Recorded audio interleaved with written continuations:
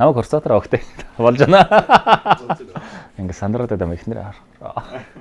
Амжилттай юу. Дууссан гэсэн чинь дуусахгүй гэдэг юм.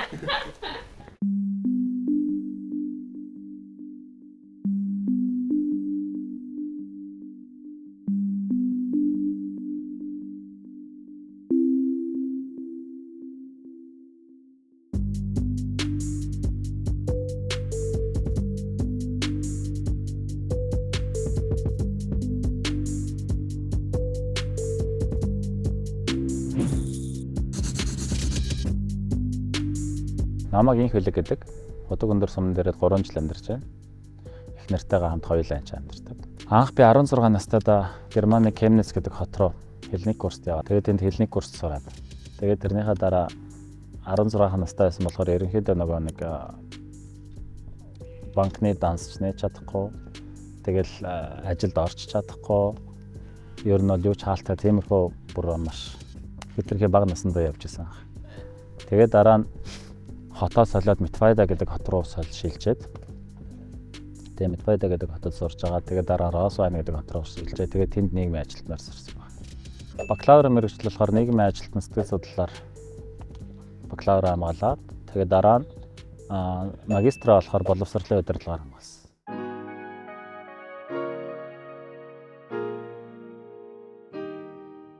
Германаас Улаанбаатараас хөдөө шилжсэн шалтгаан маань болохоор Германаас би Улаанбаатар руу шилжихдээ нөхдөд бол дарга болъё л гэж бодсон. Ер нь бол даргын ажил хийя, захирлын ажил хийя. Германд би ингээд сайхан цалингаа аваад, сайхан хоол идэл тэгэл нэг цагийн ажил баймаар байсан байхгүй. Тэгээ Монголд ирсэн тэгээ дарга болсон. Тэгээд Улаанбаатараас би наашаа ирсэн шалтгаан маань болохоор ер нь яг Монгол философи гэж юу юм бэ? Яг хүн өөрийгөө тань мэдхэд ер нь хамгийн чухал юм нь юу юм бэ гэсэн чинь Улаанбаатар шиг хөдөө орнод. Яг мал тэр цмаа яг хонь бэлчээр юм болж. Хонь хариулж иж ер нь бол чи хинбэ гэдгээ мэдэрнэ гэж манай өвөө надад хэлж ирсэн. Тэгээ юу гэсэн юм бэ гэсэн чинь Монгол философи гэж би юу юм бэ гэж амар их асуудаг гэсэн үгээс. Манай өвөө философчхгүй. Тэгсэн чинь чи нэг хонь хариулаад үз тэгээд ойлгоно гэсэн. Бүр амар их юм болгоно. Хүмүүс ер нь хань хариулж үзэх хэрэгтэй гэж би хэлээд байгаа. Манайд одоо хотоос ирж байгаа хүмүүсийг би бүгдийг та нар ядаж нэг өдөр хань хариулж байгаа, хоёр өдөр хань хариулж байгаа. Ер нь бол байгальтай харьцах харилцаа юм байна. Монгол философи бол байгалыг хүндлэх, байгалыг дээдлэх, байгалыг мэдрэх юм байна. Хүн байгалаасаа холдох тусам хүн биш болдог гэж би ойлгосон.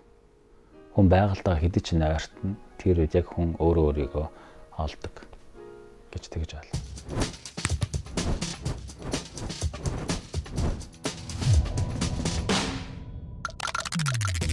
Tokyo-dot cashbackтэй.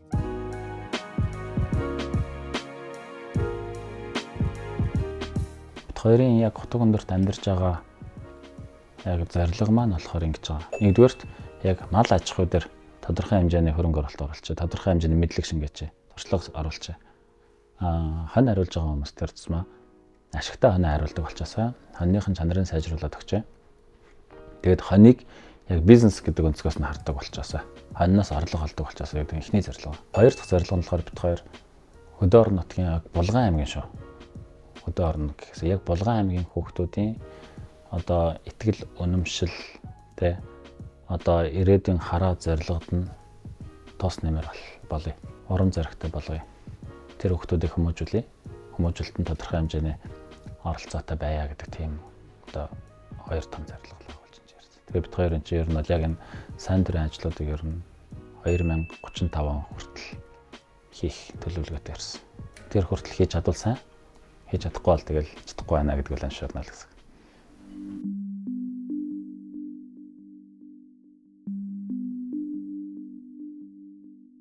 Бид хоёрын хийж байгаа сайн дурын ажлууд гэх юм бол Булган аймгийн бүх сумдуудаар өнд төлбөргүй явж хичээл зааж байна. Тэр хичээл нь юу гэхээр үр хүүхдээ өсгөн хүмүүжүүлэх юм баяр жаргал, аюулгүй сонголт те гих мэтчлэн янз янзын хүүхэд хүмүүжүүлэхтэй холбоотой гэр бүлийн одоо холбогдлолтой тэм сэдвүүдээр сургалтууд явуулж байна.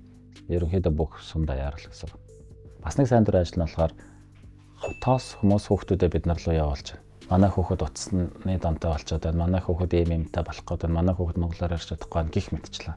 Тэднийг манай гэртээ ирүүлээд тэгээ тэр хүүхдүүдэд ажил сургаад ажлаар хөдөлмөрөөр дамжуулаад хүмүүжил олох нэг Тийм ажил бас хийж. Ер нь хөдөлмөрчлэн шиг. Гэхдээ тэр бас үнэгүй байдаг байхгүй юу? Тэр эргэж жилээс би мөнгөтэй болно. Тэгвэл амар хөөхт ирээд мангарыг хоолддог.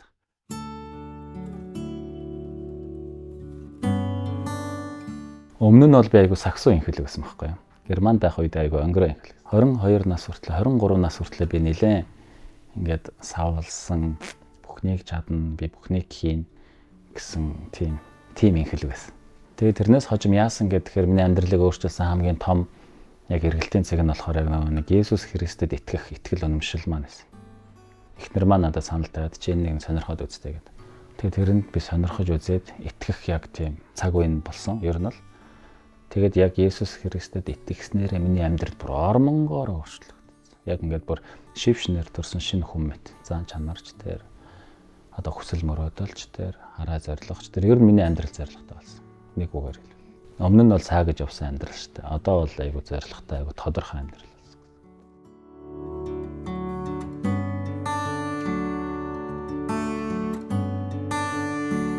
Үндсэн аж ахуй маань ер нь бол хоньны аж ахуй. Туслах аж ахуй гэдгээр бол гахаад ижиж гин, цацагтруулд ижиж гин, дахиад ижиж гин. Тэгээд хүнсний ногоо тариалж гин. Хулуунууд ер нь нэлийн түлхүү тариалж байна. Одоо цукини гэж нэрлэдэг шүү дээ. Тэгээд шар хулуунууд тариалж байна. Одоо pumpkin гэж нэрлэдэг тийм. Тэгээд Halloween-аар ингээд нэг толгоонд угладаг хулуу байдаг шүү дээ тийм. Тэрийг бас тариалж байна. Шивга тарьж байна. Өгөрцөө тарьж байна. Сонгон тарьж байна. Янз янзаар нь. Навчид ургамлуудыг бол ер нь язаар нь тарьж байна. Одоо салаад навч юуцаа, бууцаа, жууцаа гэл тийм. Тэр болгоныг тарьж байна. Тэгээд редиск тарьж байна. Өөрчн за нэг тэгэл болсон баг. Нэг 20-д нэр төрлийн юм тарьж байгаа юм чижсэн. Ер нь тэгэд яагаад тэднийг тарьж байгаа вэ гэвэл хутаг өндөрт зарагддаггүй нарийн ногоонуудыг л өөрсдөө идэхин тулд тарьж байгаа.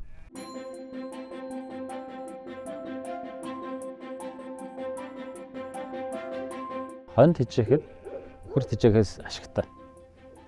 Яагаад гэвэл 1 кг тижэл идсэн хон махлах одоо чадамж 1 кг тижэл идсэн үхрийн махлах чадамжаас 2 дахин илүү хав илүү өндөр байдаг. Тийм болохоор дэлхийн зах зээлээр үхрийн мах хамгийн үнэтэй. Яагаад гэвэл их тижэл идээд бага таргалдаг. Тийм болохоор үхрийн мах нөө өртөг өндөртэй болж штэ тий. Тэгээд хоньны мах болохоор арай хямдаа тэр учир нь болохоор арай илүү тарах хүч авдаг, арай бага тижэл ашигладаг гэсэн. Альж талаараа ер нь бол хон тижэл бага хэрэгэлдэг. Гэхдээ тарах хүч илүү хурдан авдаг. Тийм ялгаатай мал.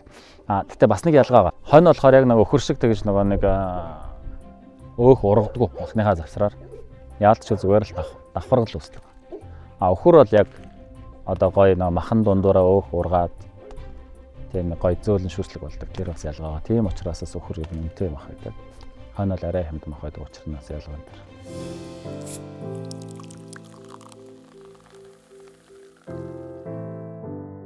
Мал тижээх маллах бол амархан. Гэхдээ хамгийн хэцүү ер нь Монголд ч нэг тижэл аяга өндөр үнэлгээтэй. Хүн хүссэн газараас очиод хадлаа авчдаггүй. Хүссэн газараа очиод ногоо тарчдаггүй. Тижэл тарчдаггүй. Тэгээд тарсан хүмүүсийн тижэл хатсан хүмүүсийн хадлан хадгалж аваад ирчихсан. Ер нь бол нэлээд өндөр өвтгтэй байдаг. Тэр нь хамгийн хүнд. Махны үн хямдхан мөртлөө тижэл нь үлдээ явахгүй эсрэгээр. Гадуур зарагдаж байгаа тижэл болохоор 2400 төгрөг, 1500, 1800 гэдэг янз янзаар зарагдаж байна. Тэр нь ямар юу гэсэн үг вэ гэхээр орц найрлага, дотор нь орж байгаа минералуудтай витаминууд тэд нар нэлээд нарийн өндөр түвшинд хийгдсэн сайн тижээлүүд байна л да. Гэхдээ 2400 төгрөгөөр би хонинд тижээл аваад өгөх юм бол би тэрийг махын бараг 30,000-аас наашгүй байхгүй зарахад. Тийм хэмжээний зардал орно. Тийм болохоор ямар нэгэн байдлаар өөрөө тижээл найруулад, хямд өртөгтэй тижээл найруулад. Гэхдээ тэд нарыг одоо чанарт нь хүрэхгүй арай бага чанартай хямд өртөгтэй тижээл найруулад тэрнгээрээ тижээгээд махаа яг зах зээлийн үнээр зарахад ер нь бол болж байгаа.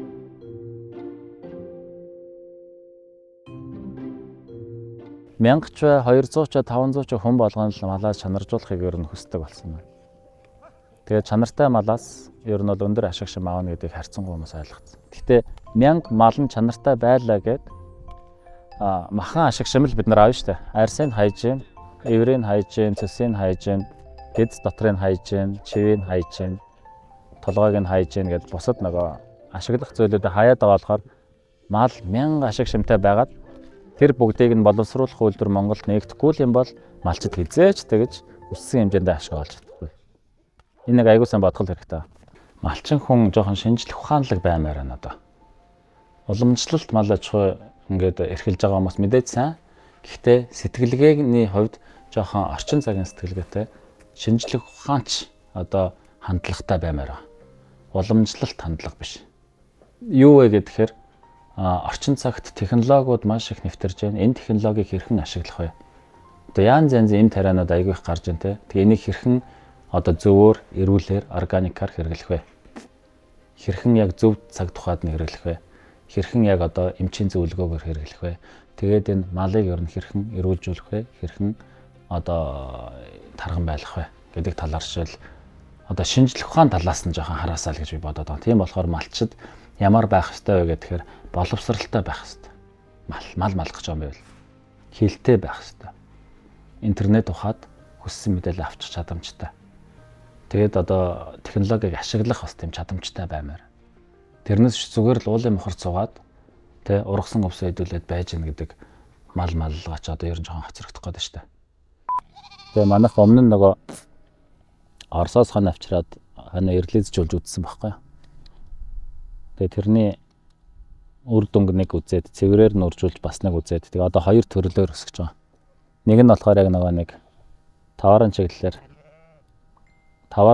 үржүүлээд нөгөөх нь болохоор үржлийн чиглэлээр гээд хоёр цөмсөрөг үүсгээд байгаа.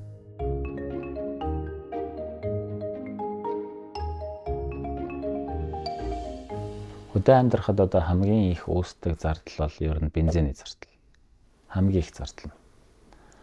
Яагаад тэгэл усанд явна бүх юм машинаар хийгдэн, машингүйгээр хийгдэг аш юу ч байхгүй тэгэл ойрхон хот шиг ойрхон явна гэж байхгүй шүү дээ. Бид нар нэг 50 км замыг ер нь бол ой нөхөнд явчаад ирээ гэж жишээлбэл ярих чинь. Хотод бол 50 км зам хөдөө явах гэж байгаа мó гэж бурхан алдаж байна шүү дээ. Яг иймэрхүү байдалтай. Хөдөөний тэгээ дараагийн зардал нь яг бид нар өвлийн төлөө авдаг. Төлөө бол 600 сая төгрөг, 500-аас 600 сая төгрөг өвлийн халаалтын зардал гэсэн чинь та нарын бол хотын хүмүүс юм. Тиймэрхүү зардал авч байгаа. Тэгээд хоолны зардал яг дэлгүүрээс ингээд 100% хамаг юм хөдөлж аваад амьдрах юм бол хотоос үнэтэй гарна. Ягаад гэвэл хотоос эн чинь бараагаа авчираад тээврийн зарлыг нэмээд ашгаа нэмээд зарж байгаа шүү дээ. Тийм болохоор хотоос илүү үнэтэй гарна. Өөрөөсөө харьцангуй ер нь бүтээгдэхүүнээ үйлдвэрлэж идж байгаа болохоор хоолны зардал арайгаа айгүй гарна. Гэхдээ дандаа авч угаадах юм бол мэдээж амар үнэтэй гарна тий. Тэгээ хэрэглэнээс л хамаарч байгаа юм. Тэгээ хотод болохоор хүмүүсийн гаргаж байгаа хамгийн масс зардал чи яг юу юм бэ? Гадуур хоол идэх үстэй. Тэ? Өдрийн хоол гадуур идэх, оройн хоол гадуур идэх. Найзуудтайгаа уулзсан гадуур идэх. Тэгэл 100-200 мянгаар ингээд хөнхөн гараа авчдаг шүү дээ. Энд бол тийм юм байхгүй шүү дээ. Гадуур уулзна гэж юм байхгүй юм чаа. Хаана болцоо хин нэгнийхээ гэртэл болсон. Тийм болохоор тийм зардал байхгүй. Ялгаа нь бол тэр. Гэтэ Улаанбаатарт бол бензиний зардал харьцан бага шүү дээ. Алах. Хүмүүс бол сүүлийн үед аяг халахтай болоод байгаа шүү дээ.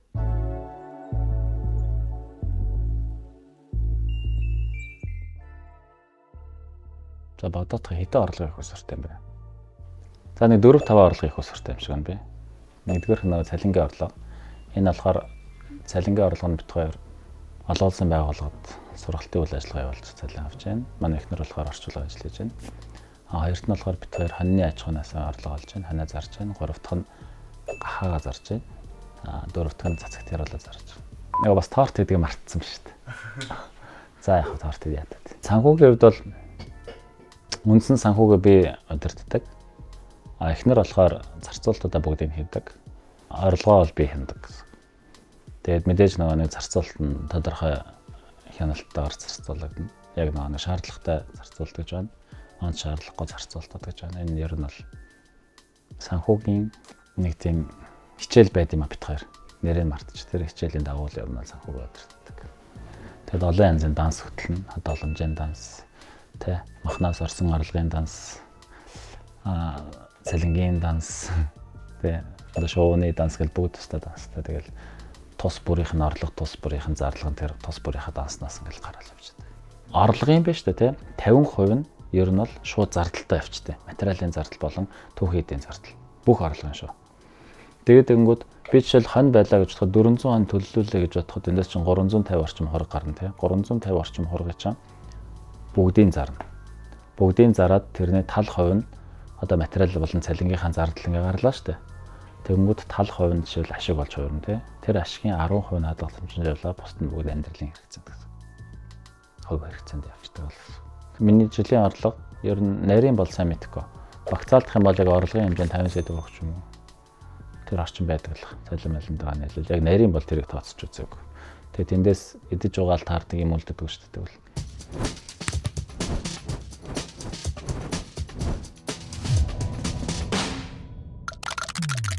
Tokyo-dot cashbackтэй.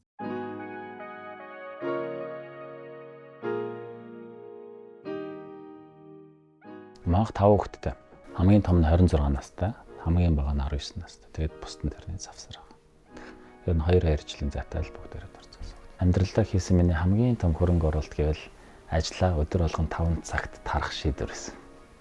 Энэ юу вэ гэхээр хүүхдүүд мань өсвөр наснд орсон байсан болохоор хүүхэд одоо миний хувьд хамгийн их хөрөнгө эсвэл миний өнөөдрийн олж байгаа ажил уу мөнгө гэдэг дээр их нартайгаа бид хоёр ярилцаад за хоёулаа тэгвэл өдөр болгон ажлаа 5 цагт тараад 6 цаг гэхэд оройныхоо хоолыг иддэг бай. Хүүхдүүдтэйгээ оройн цагаа хамтдаа өнгөрөөе. Манайх хэвлэх хөлдөр ажил хийдэг байсан болохоор ер нь шөнө 11, 12, 1 цаг, 2 цаг гэж би баг гэртээ ирэх тохиолдол аяга их байсан байхгүй юу. Тэгээ тэрийгэ болоод яг 17 цаг 0 бол хэд гэртээ орж ирэх шүү. Ажлаа тарах биш. Бүр гэртээ орж ирэх тэр шийдвэр гаргасан нь миний амьдралын хувьд хамгийн том хөрөнгө оруулалт. Гоё штэ манай хүүхдүүд тэгэл аав минь өвдчихвээ, аав минь ядарчихвээ, яана тэр хоёр түлээг байгаа да. Одоо очиж нэг туслах юмсан аав iPad байхгүй юу? Би аваад ий энэ төр гэл. Гоё байгаацтай. Тэгээд хүүхдүүд минь яг аавыгаа ээжигээ гэсэн ингээд халуун дулаан сэтгэлтэй байх нь ер нь бол бит хоёрын өнгөрсөнд хийсэн ажил үр дүнтэй байсан юм байна гэдгийг ер нь бол хэлтгэж байгаа гэж би бодоод байгаа. Тэгээд манай хүүхдүүд бүгдээрээ хаанч ажилд орсон дандаа л унлагдаж тушаал дэвшиж тэ ингээд хайрлагдаж тухайн дээр байгууллагатай байгааг нь харахаар бас ер нь бит хоёрын арга барил ер нь зүг байсан юм байна гэж бас маш их байралдаг. Айлч байгууллагад орсон байнга л унлагдаж байнга л ахиж дэвшиж маш богино хугацаанд ингээд шатаараа ингээд ахаад явж байгаа надад маш гоё санагдав. Ер нь хүүхдүүдийн амжилтыг хараад л би баярлцаж байна даа. Миний хоньнууд миний хөрөнгө оруулалт. Миний хоньнууд миний хөрөнгө оруулалт. Миний хоньнууд миний хөрөнгө оруулалт. Одоо яах юм бэ тэгээд? Бити тэрийг хасаарай. Би тэрийг хасаарай. Үгүй тэрийг хасаарай. Битгий оруулаарай. Одоо өөр сандраа тэр